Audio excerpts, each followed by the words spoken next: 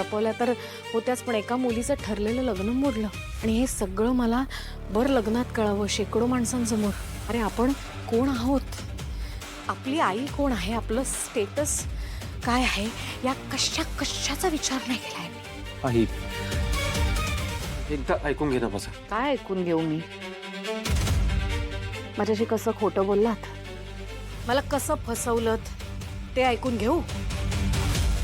अनेकदा लपून छपून भेटायला गेलाच असाल ना, अनेक गोष्टी केल्या असतील. मला तरी सारखं मी विचारत होते की नाही तुला, पण टाळलंत मला सांगणं. उडवाउडवीची उत्तरं दिलीत, लपवलत माझ्यापासून, माझे प्रश्न डिलीट मारलेत. तर मला कसं फसवलं, कशा पद्धतीने फसवलं हे सांगणार आहात का?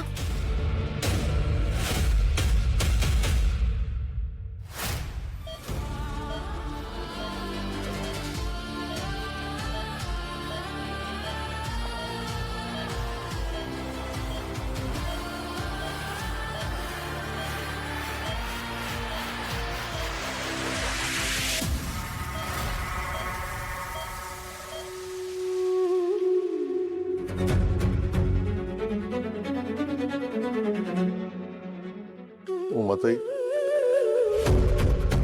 दुसऱ्यांना धीर देणारी माझी पमा आज अशी पडू नये. तिला काही होणार नाही तर? मला काही होणार नाही, तुम्ही काळजी करू नका. काय चुकलं हो आमचं, त्यामुळं हा दिवस बघायला मी आलो. आज मी एक नवरा म्हणून हरलो, बाप म्हणून सुद्धा हरलो.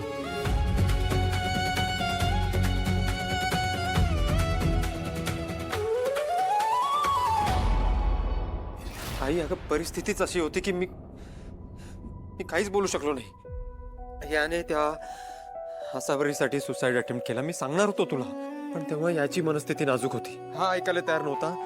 त्या फॅमिली बरोबर दिवसेंदिवस वाद वाढत चालले होते. मी हे सगळं मी त्यावेळी तुला सांगितलं जरी असतं ना, तरी तू हे एक्सेप्ट केलं असतंस का? तुझा स्ट्रेस वाढला असता, अजून काहीतरी विचित्र घडलं असतं म्हणून मी काहीच बोललो नाही.